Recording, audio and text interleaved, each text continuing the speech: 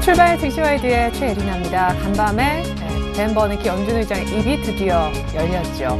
의회에 이제 출석을 해서 이런 얘기를 했습니다. 현재 양적 완화를 그대로 유지하겠다. 그런데 몇 달 뒤에는 이런 양적 완화 규모를 줄일 수도 있다라고 의회 어떤 발언이 다 끝나고 난 뒤 이어진 Q&A 시간에 이런 의외 매파적인 발언을 했습니다. 결론부터 말씀드리면 뉴욕 증시는 하락 마감했는데요. 그 다음 또 하나의 이벤트. 5월 초에 있었던 FOMC 의사록이 공개됐는데 이제는 절반에 거의 가까운 다수의 연준 고위 인사들도 역시 한 6월 정도 지표가 좋으면 양적 완화 규모를 줄이기 시작해야 된다라는 언급을 했던 모양입니다. 자, 이제 유동성과의 어떤 이별을 슬슬 준비해야 되는 분위기인데요. 간밤에 글로벌 증시 어느 정도로 요동쳤고 얼마나 빠졌는지 한꺼번에 살펴보도록 하겠습니다. 네, 먼저 버냉키 연준 의장의 발언부터 보겠습니다. 버냉키 의장은요, 상하원 합동경제위원회 청문회를 통해 너무 이른 통화정책의 긴축 선회는 위험하고 필요한 만큼 오랫동안 부양적 통화정책을 유지할 것이라는 입장을 보였습니다. 그렇지만 이어진 질의응답 시간에 경제 지표에 따라 향후 몇 달 내에 양적 완화를 축소할 가능성도 시사했습니다. 또한 간밤 연준이 공개한 5월 초 연준 의사록에 따르면 다수의 연준 위원들이 빠르면 6월 회의에서 경제 지표 개선이 확인될 경우 양적 완화를 축소해야 한다는 입장을 보였다고 하네요. 이에 뉴욕 증시는 하락하고 말았습니다. 벤 버냉키 연준 의장의 의회 발언에 따라 장중 사상 최고치를 경신하기도 했었는데 FOMC 의사록이 공개된 이후에는 하락으로 결국 마감하는 아주 큰 변동성을 수반했습니다. 그렇지만 미리 끝난 유럽 주요 증시는 버냉키 연준 의장의 부양책 유지 발언 정도만 듣고 끝나 상승으로 마감할 수 있었습니다. 한편 지난달 미국의 기존주택 매매는 예상보다는 소폭 늘었지만 통계적으로 3년 내 가장 많은 수준을 기록했습니다. 4월 기존주택 매매는 연일 497만 건이었고요. 지난달 기존주택 가격 중간값은 19만 2,800달러로 2008년 8월 이후 고점을 나타냈습니다. 네.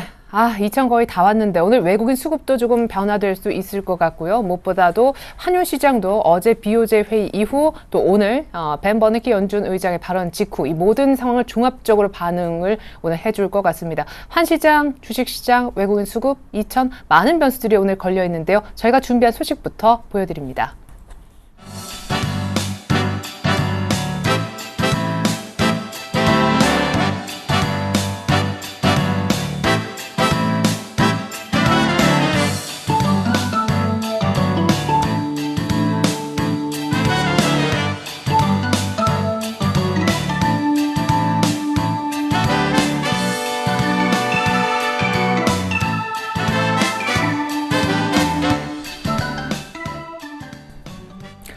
네, 오늘 시장 걱정을 잠시 뒤로 하고요. 시초가 공략 종목 알아보겠습니다. 시장보다는 종목이죠. 역시 강정훈 부장님 만나볼 텐데요. 메리츠 종금증권으로 먼저 나가보겠습니다. 부장님 안녕하세요. 네, 안녕하세요. 네, 전일 LED 트렌드를 무시할 수 없다 하시면서 또 하나의 LED 종목 금호전기 얘기해 주셨었는데 약간 좀 오르는 듯 하더니 종가는 좀 아쉽게 끝난 모습입니다. AS부터 들어보죠.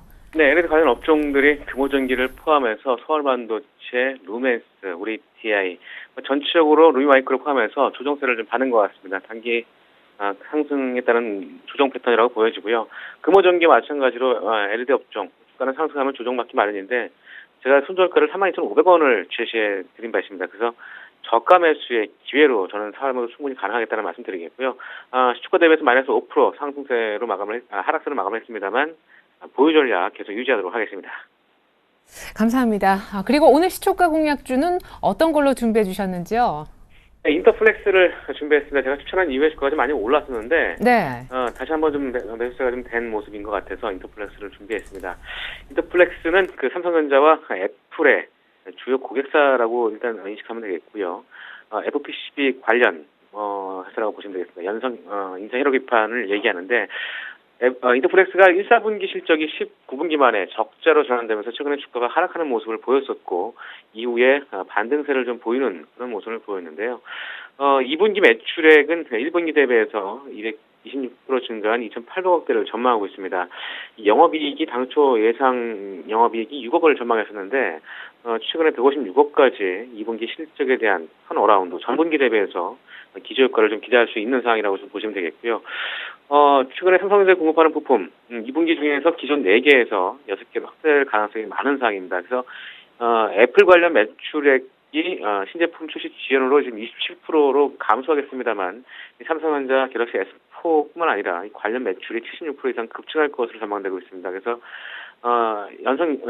인쇄결판 시장에서 보다 많은 세로를 형성하고 다기능화, 고신뢰성, 소형화를 갖출 수 있는 이 멀티플렉스 제품에서는 그 앞선 기술을 좀 보유하고 있는 인터플렉스가 수혜를 입을 것으로 전망되고 있는 상황이고요.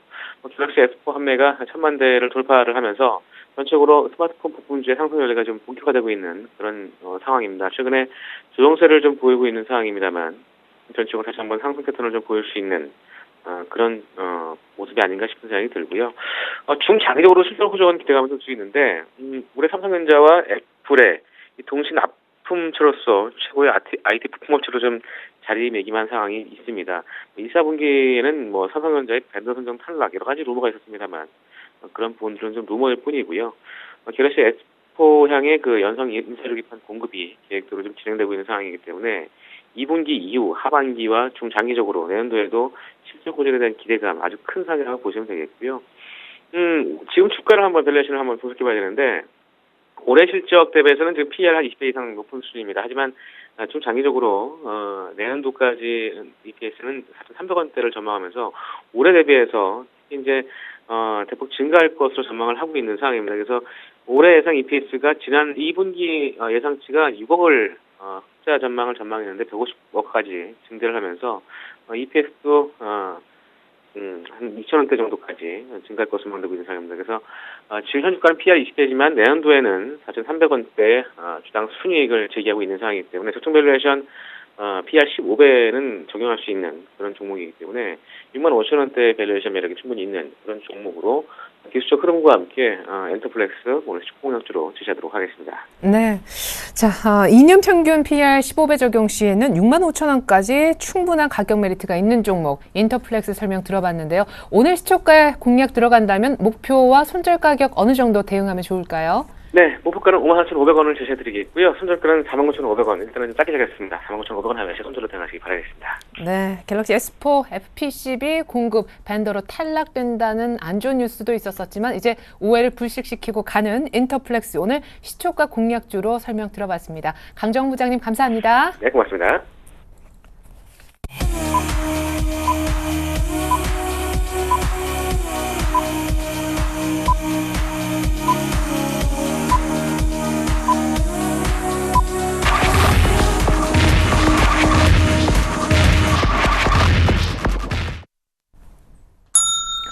네, 5월 23일 목요일 우리 시장 열렸습니다. 간밤 난리가 났었기 때문에 우리 시장 오늘 어떻게 움직이는지 출발부터가 중요한데요. 벤 버냉키 연준 의장의 발언과 FOMC 의사록이 모두 공개됐는데 결론적으로 시장이 별로 좋지 않은 뉴스들을 제공한 셈이 됐습니다. 버냉키 의장 양적 완화 유지 발언 이후 가진 Q&A 시간에 몇 달 뒤 양적 완화 축소 가능성을 언급했고요. 사실상 FOMC 의사록을 열어보니 다수의 연준 위원들이 이제는 6월 지표가 좋을 경우 자산 매입 규모를 줄여야 한다는데 한 목소리를 냈다고 하죠. 자, 달러와 강세 국면에서 오늘 외국인들이 어떻게 움직여줄지 앞서서 많이 샀던 외국인인데요. 당장 하락하면서 출발하고 있습니다. 조금 더 구체적인 출발 상황에 도움 말씀 주시기 위해서 두 분의 전문가가 나와주셨습니다.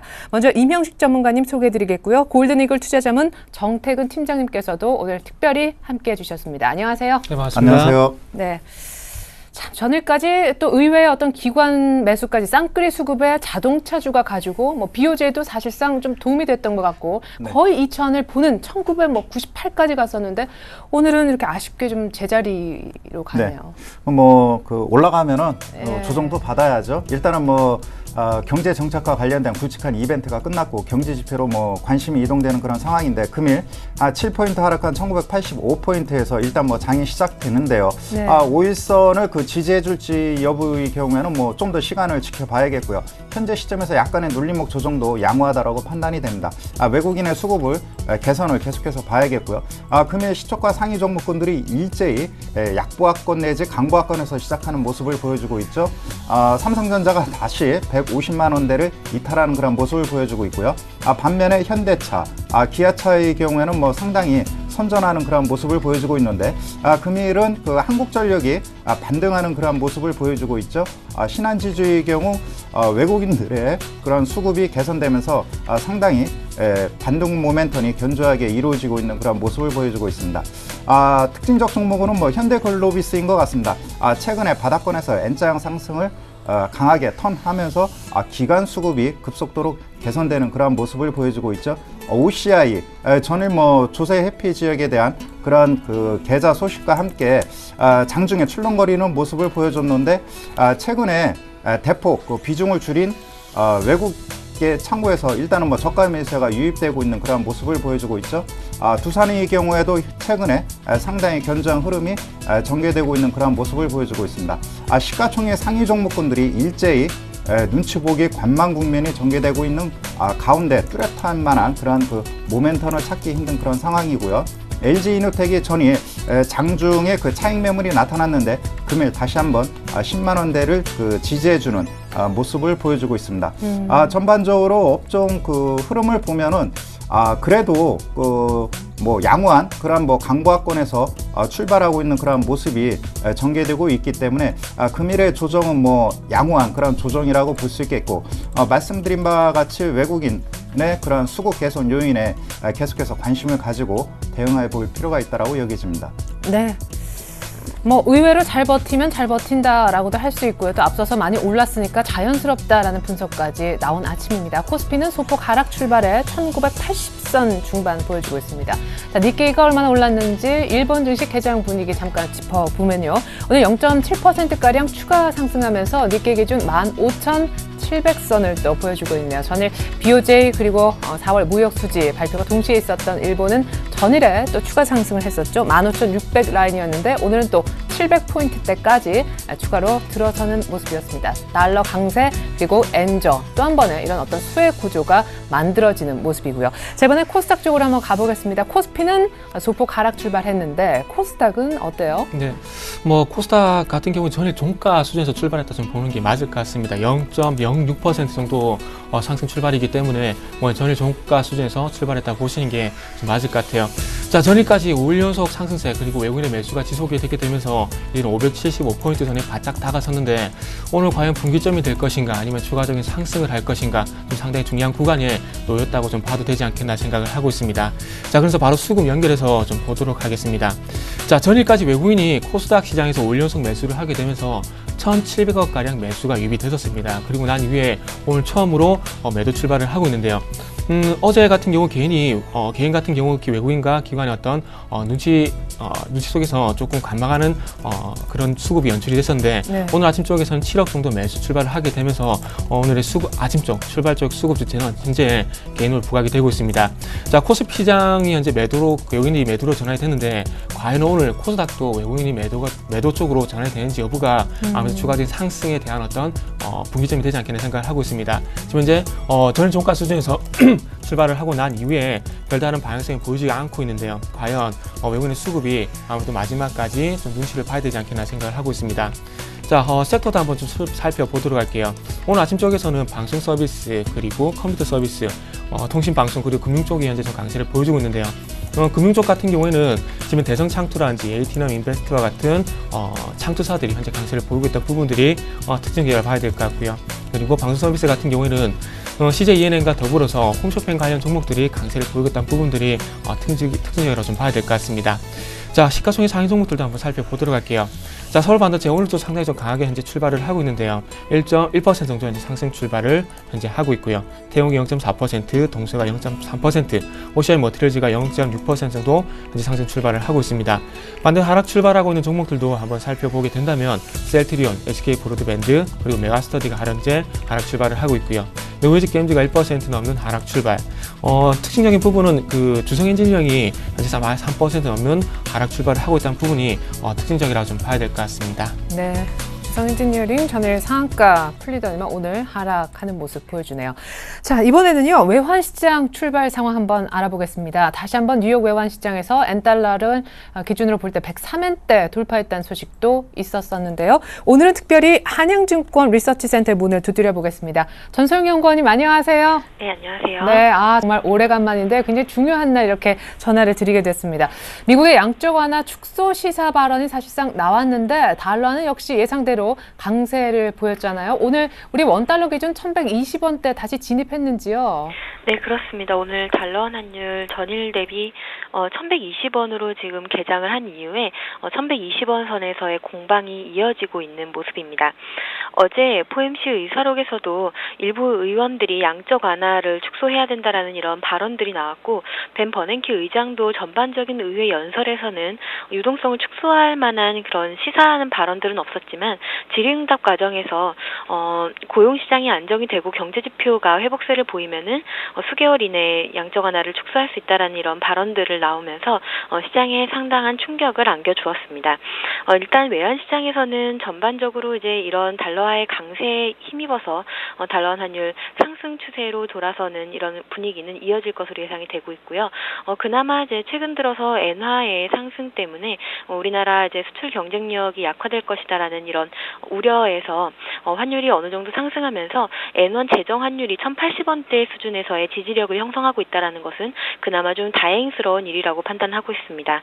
오늘 같은 경우는 1,120원대 이제 상향 돌파했기 때문에 아무래도 1,120원에서의 추가 상승 여력을 좀 가늠할 필요가 있어 보입니다.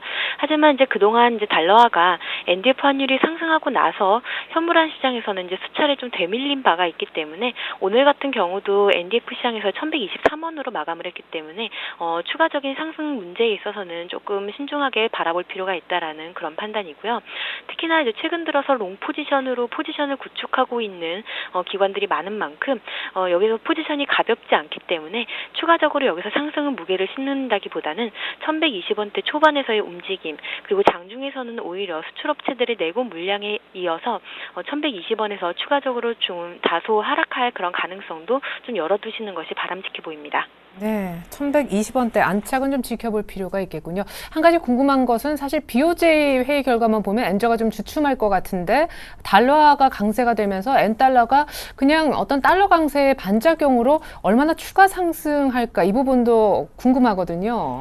예, 일단은 이제 어제 있었던 일본은행의 통화정책회의에서 시장에서 예상했었던 채권시장과 관련된 안정화 대책에 대한 발언이 없었습니다.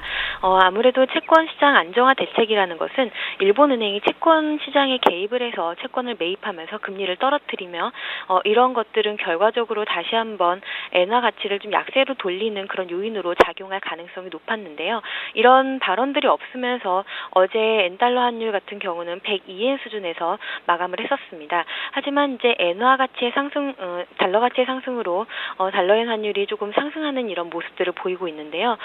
전반적으로 봤을 때는 엔화 가치가 아무래도 좀 약세로 돌아서는 것은 어느 정도 예견이 되어 있는 모습이기 때문에 추가적으로 상승 가능성은 열어둘 필요가 있다라고 보입니다. 일단 기술적으로 봤을 때는 2007년도에 단기 고점에서부터 2012년도에 75엔까지 하락한 이후에 61.8% 되돌림 레벨인 105엔 수준까지의 추가적인 상승은 열어두실 필요가 있어 보입니다. 네, 감사합니다. 전망까지 아주 깔끔하게 잘 들었습니다. 전소영 연구원님 반가웠습니다. 네, 감사합니다.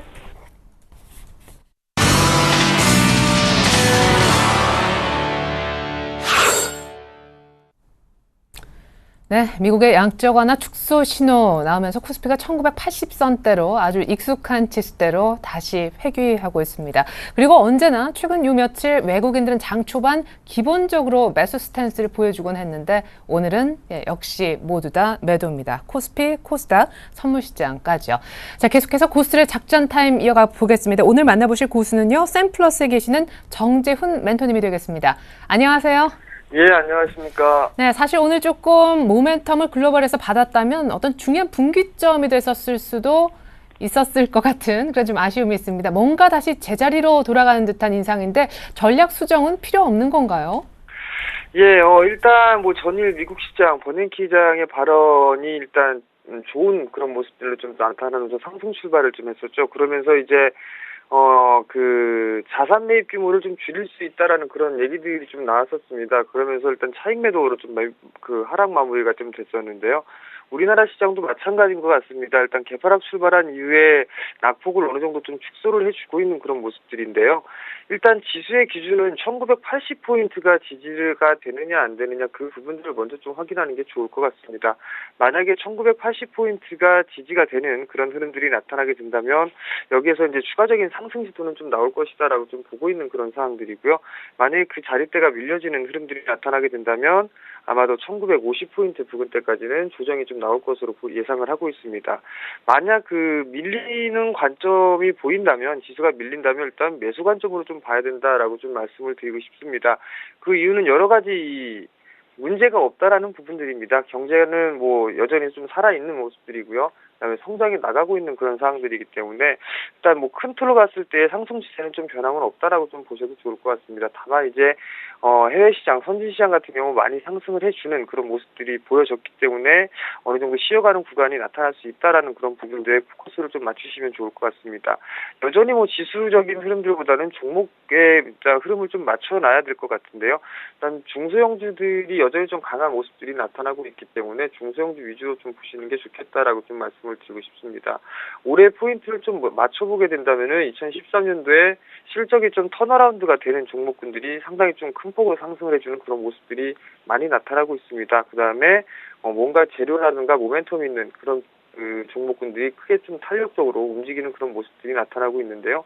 그러한 모습들을 봤을 때 뭐 지수적인보다는 종목적인 이 관점으로 좀 시장을 바라봐야 되는 게 아닌가라는 생각을 해봅니다. 그런 의미에서 오늘 제안을 해드릴 종목은 한 종목이 좀 있는데요. 마찬가지로 2013년도 시장에 양호한 그런 그 실적에 대한 턴어라운드가 좀 예상이 되고 있는 그런 종목입니다. 제가 제안해 드릴 종목은 일단 파워로직스라는 그런 기업입니다. 작년 같은 경우에 일단 실적이 좀 큰 폭으로 하락을 했었고요. 그 다음에 턴어라운드가 어느 정도 좀 가시화되는 그런 모습들이 나타났었고요. 올해 2013년도는 상당히 좀 큰 폭으로 성장을 할 수 있는 그런 기업이다라고 좀 보셔도 좋을 것 같습니다. 우선 투자 포인트를 좀 보게 된다면 2012년도, 2011년도에는 상당히 큰 폭으로 좀 적자가 났었고 2012년도에 흑자의 턴어라운드를 성공하는 그런 모습들이 나타났었고요. 거기서 이제 실적을 바닥으로 하면서 2013년도 같은 경우는 영업이익 기준으로 약 200억 정도의 영업이익을 좀 예상을 하고 있는 그런 상황들이고요. 일단 매출액 부분들로 보게 된더라도 4,300억 정도로 전년 대비 약 30% 이상 성장할 것으로 좀 예상을 하고 있습니다. 그 성장하는 부분들을 좀 보게 된다면 일단 카메라 모듈 쪽에서 매출이 좀 증가가 될 것으로 좀 예상을 하고 있는데요.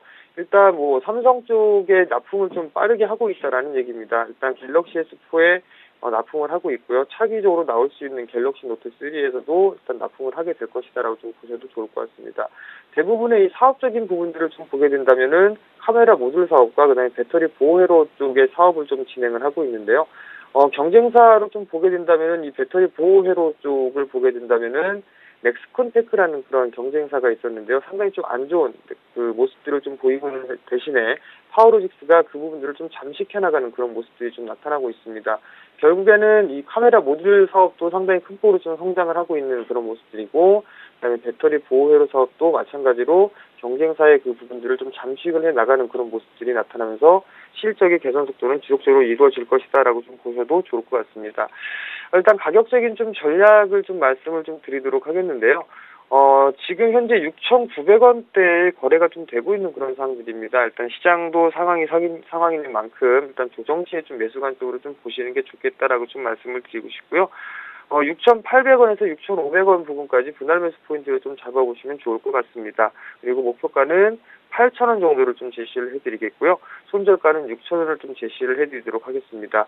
이런 종목군들의 일단 큰 틀의 포인트를 보게 된다면 2013년도 턴어라운드 혹은 전년 동기 대비했을 때 100% 이상 성장할 수 있는 그런 종목군들의 큰 틀이 일단 성장을 좀 많이 한다라고 좀 생각을 하시고요. 그런 종목군들 위주로 시장이 빠져도 그런 종목군들 위주로 좀 보신다면 아마도 이 시장 수익률 대비했을 때는 상당히 좀 좋은 수익률이 나타날 수 있을 것 같으니까요. 그런 종목군들 위주로 좀 보시고 시장에 대해서는 크게 걱정할 필요성은 없다라고 좀 말씀을 드리고 싶습니다. 네, 감사합니다. 그리고 오늘 종목 파워로직스 설명까지 들어봤습니다. 지금까지 오늘 고수 알파레징스탁 정재훈 실장님의 작전 들으신 거고요. 계속해서 출발 키포인트 브리핑이 이어집니다.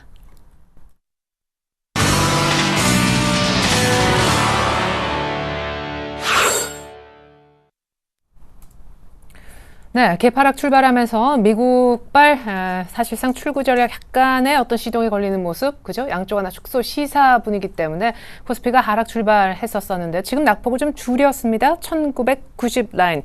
외국인들 선물 쪽은 소폭이지만 매수로까지 전환을 했습니다.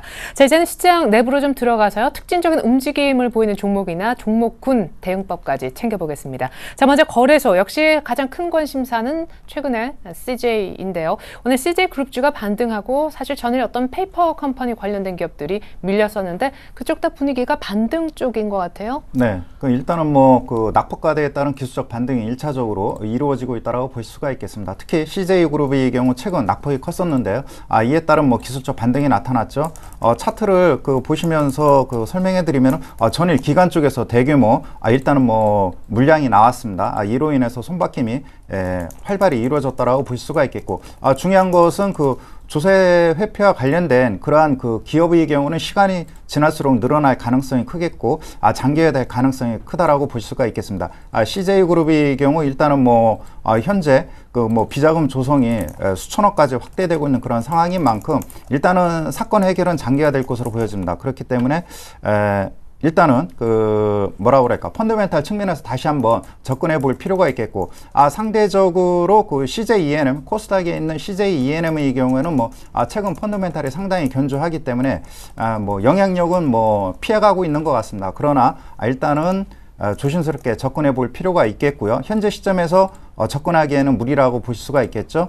OCI의 경우에도 금일 일단은 반등하고 있는 그런 모습을 보여주고 있습니다. 서두에 말씀드린 바와 같이 충분한 비중을 축소했던 외국계 창구에서 매수세가 유입되고 있는데, 최근에 태양광 시장이 좀 회복 조짐을 보이다 보니까 업황 바닥에 따른 기대감이 현재 주가에 반영되고 있는 그런 상황이라고 보실 수가 있겠고, 전일 효성도 이와 관련된 그런 루머로 인해서 장중 변동성이 큰 모습을 보여주고 있는데, 역시 효성의 경우에도 현재 시점에서는 참 접근하기가 어정쩡한 그런 상황이죠. 예. 중요한 것은 지난 1분기 실적이 상당히 좋게 나왔습니다. 2분기에도 견조할 것으로 보여지고 있기 때문에 6만 원대 전후에서 어느 정도 흔들리는 그런 과정이 전개된 이후에는 안정을 찾아가지 않을까 이렇게 판단이 됩니다.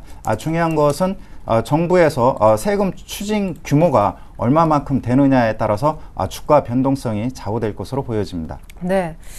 자, 무엇보다 전일 사실상 이쪽 섹터가 오르면서 시장이 2천 얘기를 할 수 있게 됐었죠. 섹터로 본다면요. 오늘 자동차주가 추가 상승하고 있는 것 같은데 분석 한번 들어보겠습니다. 본격적으로 정말 가는 것인지 여부요. 네, 자동차 섹터가 가려면은 수요 측면하고 환율 측면에서 두 가지 관점에서 일단은 살펴봐야 될 것 같습니다. 현재 환율이 양적 완화 축소 가능성이 시사되면서 상대적으로 환율 상승이 이루어지고 있죠. 1110원대 전후에서만 움직여준다면은 자동차 섹터한테 상당히 유리한 상황이라고 볼 수가 있겠고, 최근 이틀 동안 발표된 그런 자료에 따르면은 신흥시장에서 현대기아차가 계속해서 시장 점유율을 높여가고 있죠.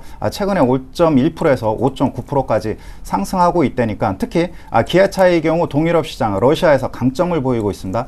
이에 따른 영향으로 인해서 수급이 개선되고 있고요. 최근에 국내의 경우에는 노조가 주말 특근 거부로 인해서 생산량이 차질을 빚었었는데, 최근에 다시 주말에 노사 합의 간에 재개가 이루어질 것으로 확정이 된 그런 상황에 놓여 있기 때문에 불확실한 요인이 현재 사라지고 있다라고 보실 수가 있겠죠. 즉 모든 총체적인 국내적인 악재가 주가에 반영이 되고 하반기에 개선될 것이라는 기대감이 현재 주가에 반영되고 있고, 수급도 개선되고 있기 때문에 현대차, 기아차의 반등은 앞으로도 좀 더 지속될 가능성이 매우 크다라고 보실 수가 있겠습니다. 특히 중요한 것은 중소형주 섹터에 대해서 기관 매수가 집중적으로 이루어지고 있죠. 특히 SL 같은 경우에는 외국계 창구에서도 꾸준한 매수세가 유입되고 있는데, 최근에 보면은 단기 박스권을 돌파하는 그런 모습을 보여주고 있죠. 거래량도 좋고요. 그렇기 때문에 일부 시가총액 상위 종목군들 기관과 외국인들의 엇갈린 매도로 인해서 변동성 때문에 접근하기 힘들다면 SI과 같이 수급이 개선되는 종목에 현재 시점에서 뭐 접근해도 무리는 없다라고 보여집니다. 네, 짧지만 우선주도 좀 봐주셨으면 합니다. 사실 어제부터 약간 덜컹이는 모습, 역시 2,000도 못 가고 시장이 지지부진한 데 따른 대안주 성격으로 간 측면도 있는데 어제 네. 급등하니까 일부 종목 좀 흔들렸고 오늘까지 추가로 좀 흔들리는 모습 나오고 있거든요. 뭐 현재 그 상승률 상위 종목으로 보면은 뭐 팜스코 우비, 그다음에 뭐 동양 사무 우비, 네. 일부 뭐 그 개별 종목군들의 그 종목군들이 거래량은 없습니다. 일단은 그 시장이 한 바퀴 그 순환했죠. 중소형주, 그다음에 뭐 경기 방어주 하면서 그 동안에 못 올랐던 그런 그 배당주 관련된 우선주들이 틈새 시장 속에서 움직이는데 큰 의미는 없다라고 보여집니다. 왜냐하면은 시장에서 가장 소외된 그런 그 우선주가 오른 이후에는 다음에는 어느 쪽으로 그 자금이 이동하면서 어느 섹터에 종목군들이 상승할 것인가, 여기에 초점을 맞출 필요가 있다라고 여겨집니다. 그렇기 때문에 우선주라 하더라도 펀더멘탈이 개선이 돼야 배당을 많이 줄 거 아닙니까? 그렇기 때문에 펀더멘탈이 개선되는 종목, 그 다음에 수급이 개선되고 거래량이 많이 활발히 이루어지는 종목으로 압축해서 대응할 필요가 있겠고요. 현재 시점에서는 메리트가 많이 떨어지고 있는 그런 상황이라고 보실 수 있겠습니다. 네. 자, 코스피는 지금 낙폭을 굉장히 많이 줄였습니다. 1990 라인, 저희가 장 초반에 계속 요즘에 봐왔던 그 라인까지 마이너스권이지만 많이 낙폭을 줄였다는 말씀 다시 한번 드리겠고요. 이번에는 코스닥 특징 좀 보겠습니다. 저는 사실 안철수 테마가 다시 한번 강하게 불었었는데 오늘 흐름은 어떤지, 오늘 또 손학규 씨와 어떤 연대설 나오고 있잖아요. 예. 일단 뭐 어제 일단은 좀 강세를 보이고 있다는 부분 특징인데 네. 옛날보다 시선 좀 강하게 안 나오는 것 같아요. 최근에 뭐 금감원 조사 이런 부분에서 조금 세력들이 몸을 사리는 게 아닌가 좀 생각이 들 정도로 좀 강한 시선이 좀 안 나오고 있는 것 같아요. 그래서 일단은 그 안철수 테마 쪽부터 먼저 좀 보도록 하겠습니다. 안랩부터 했어요. 안랩, 뭐 잘만테크, 뭐 써니전자 이런 종목들 본다면 지금 한 3%에서 한 5% 정도 현재 상승세를 이제 보여주고 있습니다. 일단은 뭐 그 이전에도 뭐 계속해서 말씀드렸던 부분인데 일단은 그 대선 주자라든지 그리고 선거철이 되게 되면 항상 뭐 정치 테마 부각되는 건 잘 알고 계실 겁니다. 그리고 안철수 테마 같은 경우는 아무래도 다시 한번 신당 창당이라든지 그리고 독자 세력화 그리고 뭐 연구소 설립 이런 얘기가 나오게 되면서 다시 한번 좀 부각이 되고 있는 것 같고요. 그 중에서 뭐 안랩은 뭐 뺄 수 없는 종목이 될 수가 있겠죠. 네. 안랩이 지금 3.5% 정도 강세, 그리고 잘만테크가 5.8%, 뭐 써니전자가 5.88% 이렇게 좀 강세를 보이고 있다는 부분들이 특징적이라 봐야 될 것 같아요. 그래서 일차적으로 정치 테마는 인맥 관련주가 먼저 움직이고 그 다음에 이제는 뭐 정부 정책 테마 이렇게 움직이듯이 일단 그런 어떤 그 사이클이 다시 한번 움직이고 있다 이렇게 좀 해석을 하시는 게 좋을 것 같고요. 손학규 테마는 상당히 진짜 오랜만에 보는 것 같아요. 그래서 지금 네, 한세, 예스, 이런 종목들을 보게 된다면 이게 어떤 관련이 있었던가 그런 부분들이 다시 한번 그 기억이 안 날 정도로 좀 그런데 이제 국영GNM 같은 경우 이제 상한가에 진입을 했거든요. 상한가 진입을 했는데 이거 지금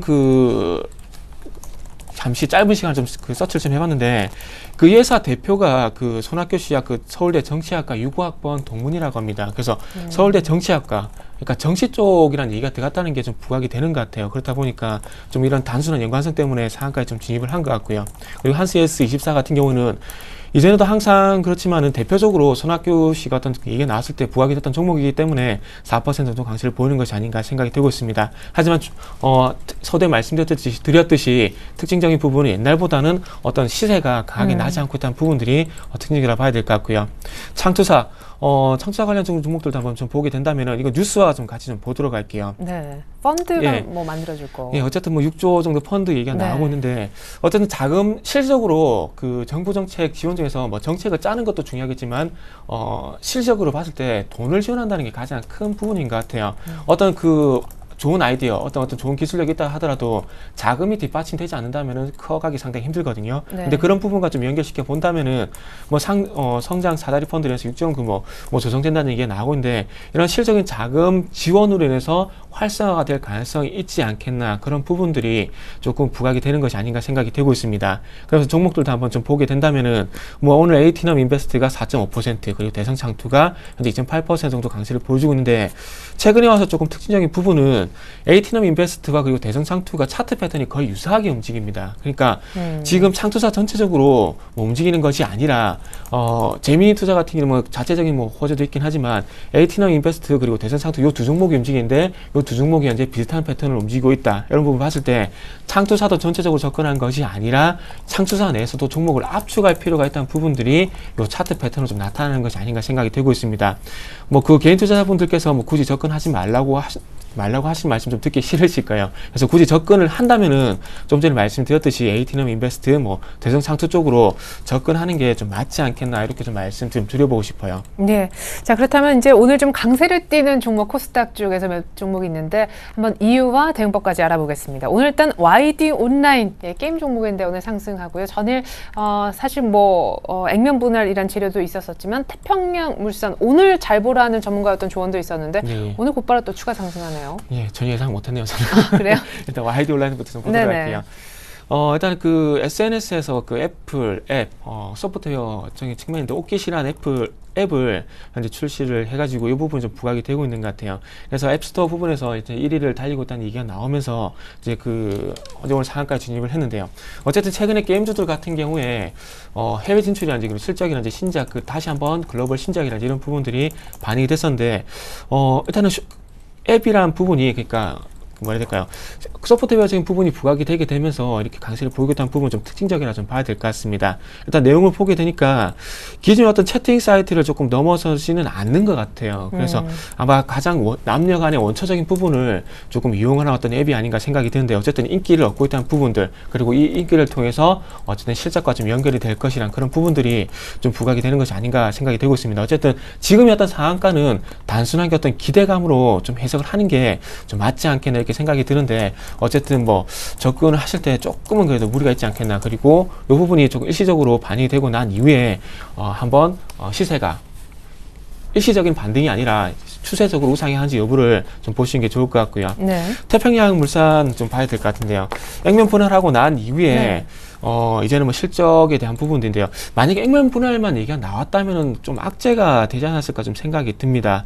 그래서 한 주당 5,000원에서 액면가 500원으로 분할을 하게 되는데 그렇다면 주식수가 늘어나게 되겠죠. 그러면 이 주식수가 늘어난다는 얘기는 무슨 말입니까? 유통 주식수가 늘어나게 되면서 여기에 대한 물량 부담에 대한 얘기가 나올 수밖에 없겠죠. 네. 근데 이 부분을 좀 빠르게 해소를 시키기 위해서 실적 얘기가 나왔다는 게 상당히 그 타이밍이 제가 보기 좀 좋지 않았나 좀 생각이 되고 있습니다. 어쨌든 실적 기대감 어쨌든 단순한 논리로 보게 된다면 기업은 돈을 벌어야 됩니다. 근데 그 기업을 돈을 벌어야 된다는 부분인데 이 부분에 어떤 긍정적인 평가가 나온다는 것은 이외에도 좀 긍정적으로 봐야 될 것 같고요.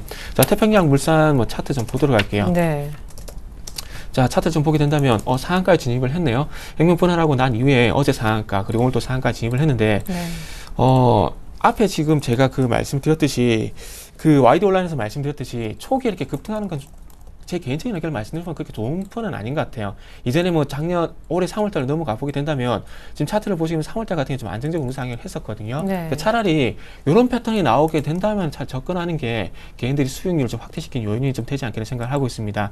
오늘도 강하게 상한가 출발하고 있기 때문에 내일도 급등을 할 거예요. 급등을 할 건데 제가 보니 급등세가 계속해서 이어지기는 좀 힘들다. 이렇게 볼 때는 아무래도 접근을 하시기보다는 이런 뉴스가 있었구나 이렇게 참고만 좀 하는 게 낫지 않나 생각이 좀 드네요. 네. 자, 일단 코스피는 개인만 사면서 일단 1990 잠깐만 보여줬을 뿐 상승 전환까지 하고 1990에 안착시키는 그런 분위기는 아직까지 아닌 것 같습니다. 일단 시장 내부적으로 특징주 대응법까지 챙겨드린 것 같고요. 전일 수급 특징주 이어서 확인해 보겠습니다. 전일 거래소의 외국인들의 매매부터 나오고 있죠. 예, 나흘 연속 순매수 사실 이거 자체로도 화제를 뿌렸었고요. 어제 산 종목들 보면 탑은 오늘 32,000원 라인대까지 들어가려 하는 신고가 SK 하이닉스였습니다. 다음이 삼성전자, 그 다음에 현대모비스고요. 오늘도 금융주 일부에 관심이 좀 들어가고 있는데 신한지주도 눈에 띕니다. 네, 오시안은 최근에 반색, 어제 조금 약간 안 좋은 페이퍼 컴퍼니였겠지만 일단 외국인들은 담아내요. 전반적으로 방어, 유통 이쪽 좀 정리한 것 같아요. 자, 이번에 기관의 매매를 한번 봤습니다. 사흘 만에 매수 전환한 전일 쌍끌이가 들어온 그런 날이었죠. 재밌습니다. 인버스 제일 많이 팔고 레버리지 가장 많이 샀고요. 아주 극명하게 드러나고 있고 전차로 그 밖에는 정리가 되는 기아차, 현대차, 삼성전자, 현대글로비스, 물류 이쪽이긴 하지만 넓게는 자동차 관련이기도 하죠. LG 쪽 이동주는 계속 기관은 좀 물량을 내놓습니다. 더 구체적인 분석하고요. 오늘장 조언도 부탁드릴게요. 네. 일단 외국인 매매 그 특징적 상황은 한국전력을 제외하고 최근에 시가총액 상위 종목을 집중적으로 매도했는데 이 부분이 축소됐다는 점이고요. 역시 SK 하이닉스, 삼성전자 반도체로 그 매수가 강하게 유입되고 있고 현대모비스 자동차 섹터에서는 현대모비스에 집중하는 모습을 보여주고 있죠.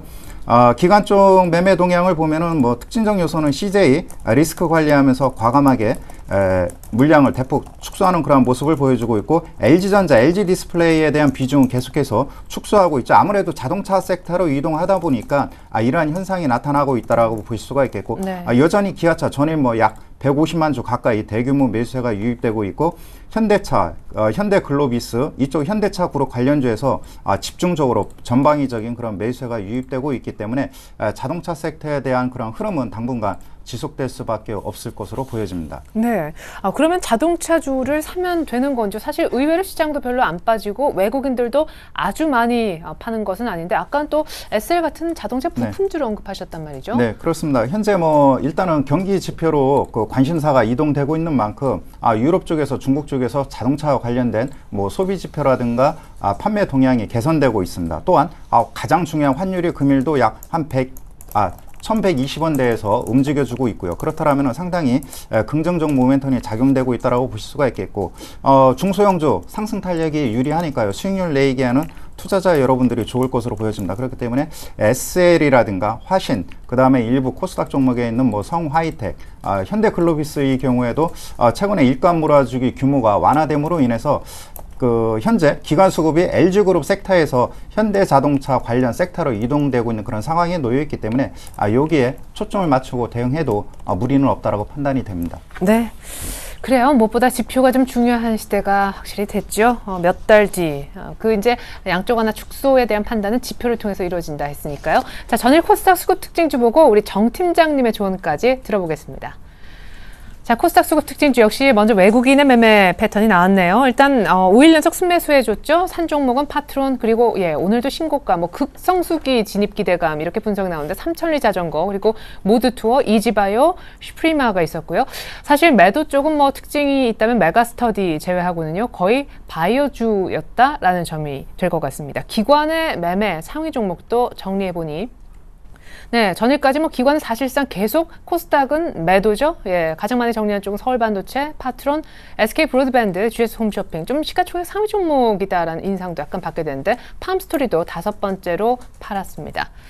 네, 분석 들어보겠습니다. 기관은 계속 안 사네요. 예. 일단은 코스닥도 최근에 수급 패턴을 봤을 때 아직 외국인인 것 같아요. 자, 일단은 외국인의 매도 상위 좀 보게 된다면 일단 어떤 나비 효과라는 좀 생각이 드네요. 셀트리온, 차바이오엔, 바이오랜드, CDC 바이오까지 바이오를 전체적으로 매도를 하고 있는데 셀트리온을 제외하고 이 세 종목은 차바이오엔, 바이오랜드, CDC 바이오 같은 경우에 최근에 차트가 무너지고 있다는 부분은 좀 공통점인 것 같아요. 그래서 바이오 쪽은 아무래도 가격 조정 이후에 좀 기간 조정이 좀 필요한 섹터가 아닌가 좀 생각이 되고 있고요. 자, 삼천리 자전거 말씀하셨듯이 극성수인 것 같아요. 최근에 네이버 뉴스라든지 어떤 TV 뉴스를 보게 되면 상당히 삼천리 자전거 그리고 삼천리 자전거가 나오는 것이 아니라 자전거길을 이용해서 자전거 이용객들이 상당히 많이 나오고 있습니다. 그러니까 상당히 최근에 좀 트렌드가 되는 것 같아요. 4대강은 조금 안 좋은 얘기가 많지만 그로 인해서 자전거길을 조성했다는 부분들은 조금 크게 좀 부각이 되는 것 같습니다. 그리고 모드투어 어쨌든 여행과 관련된 그리고 야외 활동과 관련된 종목들이 상위 올라와 있고요. 기관 쪽 같은 경우에는 일단 서울 반도체, 파트론, IT 쪽하고요. 그리고 이전에 코스피 쪽에서는 통신주가 좀 강세를 보이고 있는 반면에 SK 브로드밴드는 매도를 하고 있다는 부분이 아마 특징이 아닌가 좀 생각이 되고 있습니다. 자, 오늘 좀 한마디 마지막으로 좀 말씀을 드려보자면은 저는 요 말을 좀 준비를 했어요. 잔악계나 급등 그리고 테마주 조심 이렇게 좀 말씀을 드릴게요.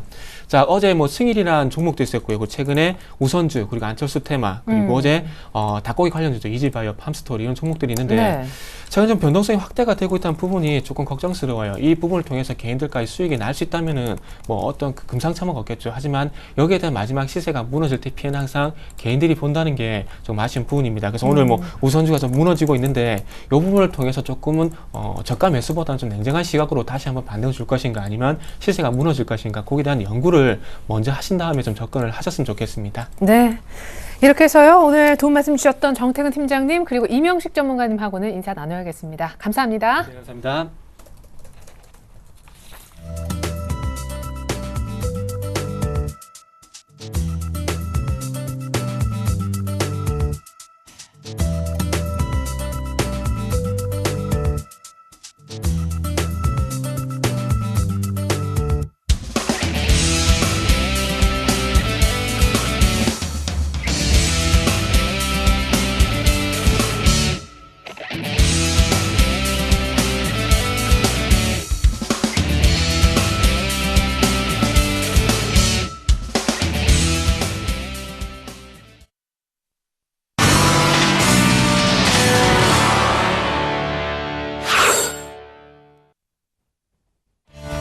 네, 안녕하세요. 주식승천 AS센터 김혜영입니다. 이 시간에는 밤 10시에 방송되는 서울경제TV 간판 방송 이 주식승천 멘토들의 포트폴리오를 점검하고요. 또 전일 관심주와 공약주 AS하는 시간도 함께 가져봅니다. 자, 먼저 전일 수요일에는 김용준 멘토와 나문우 멘토가 포트 대결을 펼쳤습니다. 먼저 김용준 멘토의 포트폴리오 함께 확인합니다. 하이비전 시스템이 마이너스 4%대의 수익률입니다. 보유하자라는 의견이고요. 반면 주성 엔지니어링은 흐름이 좋습니다. 13%대의 수익률. 이어서 코미코가 신규 편입된 종목인데요. 현재는 매수가 미도달된 상태입니다. 이어서 나문우 멘토의 포트폴리오 살펴봅니다. 현재 나문우 멘토 골프존이 14%대의 수익률입니다. 보유하자라는 의견이고요. LGU 플러스 가장 선두 달리고 있습니다. 현재 39%대의 수익률. 이어서 GKL도 흐름 좋은데요. 11%대의 수익률입니다. 이어서 한전기술과 SK하이닉스는 각각 2%, 6%, 의견은 모두 보유하자라는 의견 살펴주셨습니다. 자, 이어서 다음은 전일 출연자들의 오늘장 승천주 확인해보는 시간입니다. 먼저 김용준 멘토의 관심주입니다. 코미코 오늘 추천해 주셨는데요. 올해 본격적인 턴어라운드가 기대가 되고 반도체 세정 관련 업계에서도 1위를 자랑하는 종목입니다. 이어서 코미코의 매수가는 3,015원, 목표가는 4,000원, 손절가는 2,800원입니다. 그러면 이어서 코미코의 현재가 흐름 한번 살펴보도록 할게요. 먼저 현재 코미코는 2%대의 상승률입니다. 3,100원의 현재가 이어지는 모습인데요. 현재 김용준 멘토 연결해서 매수가 미도달된 코미코에 대한 자세한 투자 전략 세워보겠습니다. 안녕하세요, 멘토님. 예, 안녕하세요. 네, 현재 코미코 매수가 미도달된 상태입니다. 투자 전략 자세하게 살펴주시죠. 예, 어떤 플러스 마이너스 3% 룰을 적용하고 있기 때문에 이제 신규로 편입을 했다라고 좀 보시면 될 것 같고요. 그리고 이제 코미코에 대한 얘기는 가장 중요한 부분이 이제 올해 실적 턴어라운드입니다. 그리고 이제 코미코가 가지고 있는 자회사들의 지금 상황들이 좀 상당히 좋은데요. 자회사 중에서 대표적으로 이제 오스틴 공장이라든지 이런 쪽은 상당히 순이익이 많이 나는데도 불구하고 IFRS를 적용하지 못했기 때문에 그동안 분기 실적에는 반영이 안 됐는데 올해부터는 분기 실적을 반영을 해야 되기 때문에 결국은 이제는 분기별로 잡히는 실적들이 예전에 비해서 좀 많이 좋아진다라고 지금 볼 수 있고요. 그리고 일단은 코미코 관련한 회사들의 전반적인 지금 자회사들의 지금 실적들이 지금 많이 좋아지고 있는 상태이기 때문에 아마도 올해는 영업이익이나 모든 면에서 상당히 변화되는 한 해가 좀 될 거라고 좀 보이고 기술적 분석상이나 수급적인 측면에서도 최근에 보니까 거의 이제 시가총액이 크지 않은 종목이기 때문에 기관들이 많이 안 건드렸던 종목인데 최근에 보니까 기관들의 수급이 좀 상당히 좋아지고 있는 부분들도 긍정적인 요소로 좀 보이고 있기 때문에 말씀드렸던 목표가 도달은 그렇게 어렵지는 않을 거라고 좀 판단이 됩니다. 네, 김용준 멘토님 오늘 말씀 잘 들었습니다. 자, 김용준 멘토님께서는 올해부터 본격적인 턴어라운드가 기대되는 종목이고 또 기관 쪽에서도 수급이 들어오고 있어서 좋은 흐름 기대가 된다. 목표가 도달할 수 있을 것 같다라는 말씀 살펴주셨습니다. 저는 내일 이 시간 다시 돌아오겠습니다. 지금까지 주식승천 AS센터 김혜영이었습니다.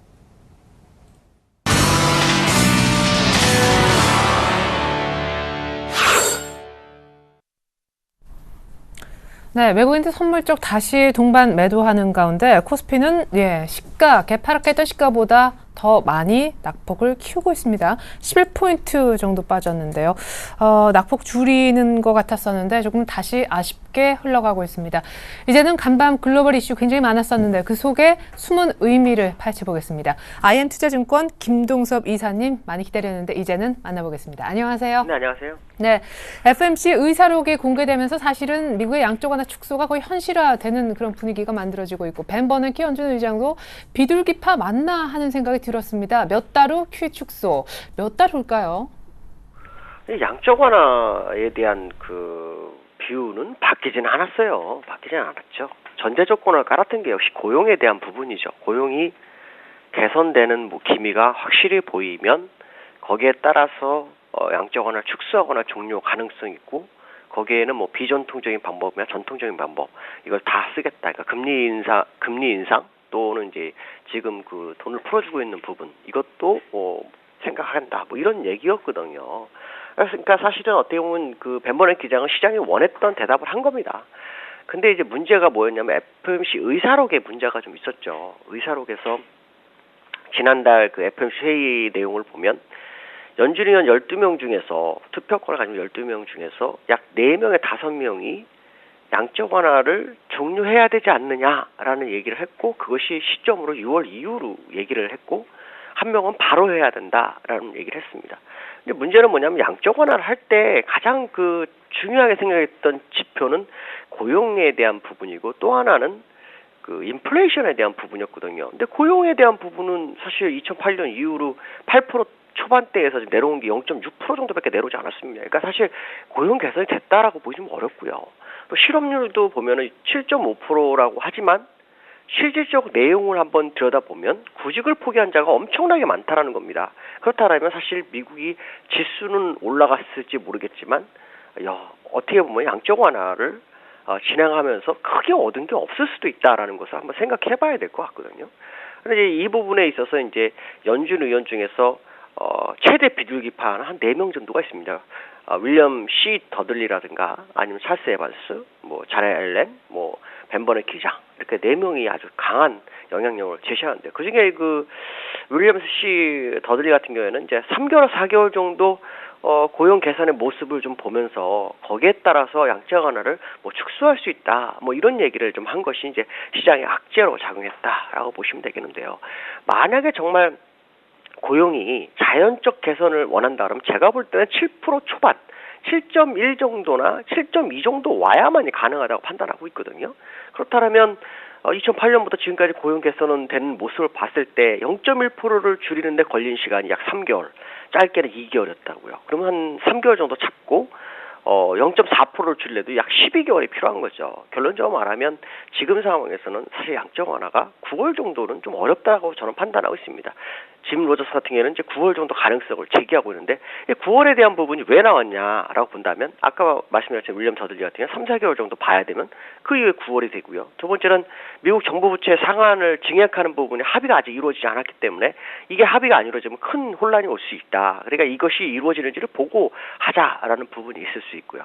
그다음에 그 연준에서 벤 버냉키 기장이 항상 그 정책을 변화를 주는 시점이 언제였냐면 잭슨 홀 그 연설이나 잭슨 홀 어떤 회의 때 항상 그 변화를 줬었거든요. 그때가 8월 말입니다. 근데 이번에는 잭슨 홀 나가지 않거든요. 그러니까 이런 걸 감안한다 그러면 9월 이후가 아니겠나라고 판단하고 있는데 제가 볼 때는 9월도 쉽지는 않을 겁니다. 일단은 벤 버냉키 기장이 임기를 마무리한 다음 차기 주자가 아마 시장의 방향성을 제시할 확률이 굉장히 높다고 보여주고 있고요. 시장에서는 이렇게 흔들어가지고 얻고자 하는 뭔가가 있을지는 모르겠지만 제가 봤을 때는 좀 어려울 수 있다. 왜냐하면 유로존이 지금 경기부양책 가능성이 상당히 제기되고 있는 가운데 갑자기 미국이 경기부양책이 아닌 긴축을 유지해버리는 상황이 돼버리면 긴축으로 가버리게 되면 유로존이 경기부양책을 못한다는 거죠.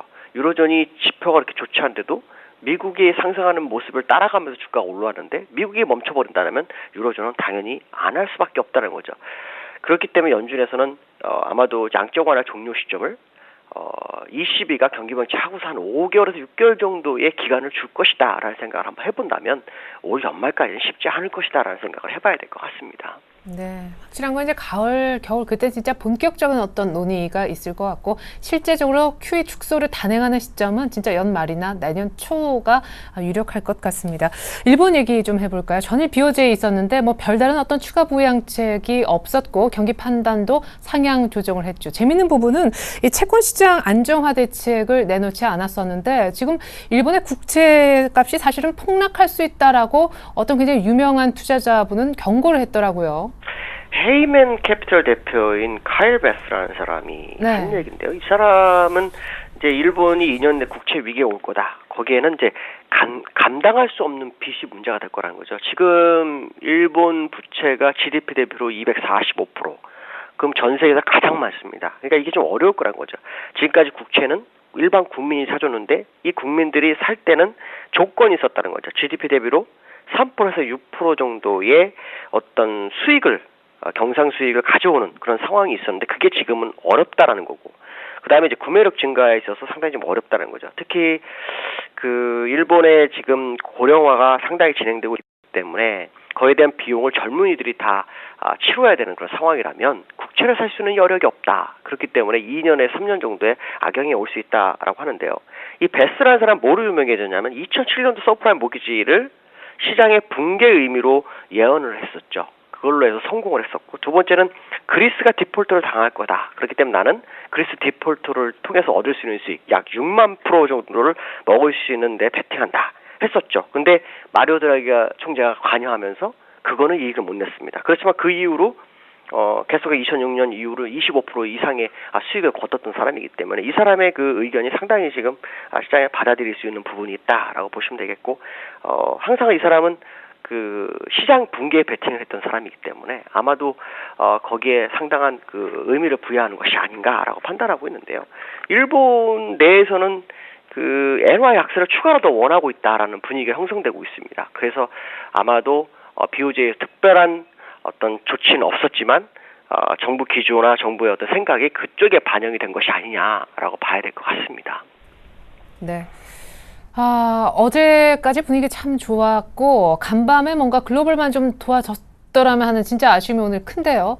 사실상 오늘 다시 이제 박스권 안으로 회귀하고 있는 상황. 외국인들도 다시 매수 스탠스를 보이지 않고 있는데 오늘장 조언 들어보겠습니다.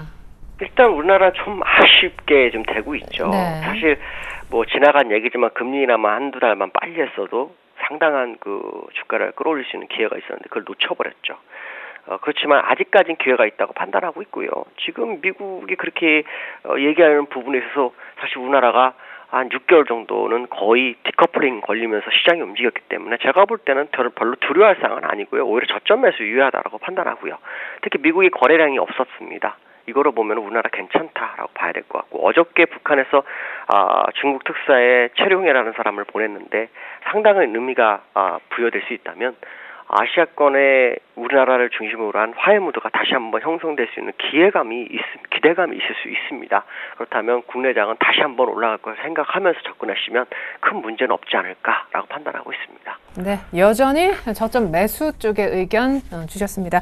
김동섭 이사님, 오늘 말씀 정말 감사했습니다. 잘 들었습니다. 네, 감사합니다. 네, 자 문제가 뭐였나 좀 생각해 보니까요. 낙폭이 커지면서 1970선까지 들어갔거든요. 단 하나의 종목 삼성전자 때문인 것 같습니다. 1% 넘게 밀리면서 시장의 상승폭 아니죠. 하락폭, 낙폭 축소를 모두 되돌리면서 낙폭을 키우고 있습니다. 1970 라인 아쉽습니다. 코스닥까지 하락 전환됐는데 전 잠시 후 2부로 다시 올까 합니다. 고맙습니다.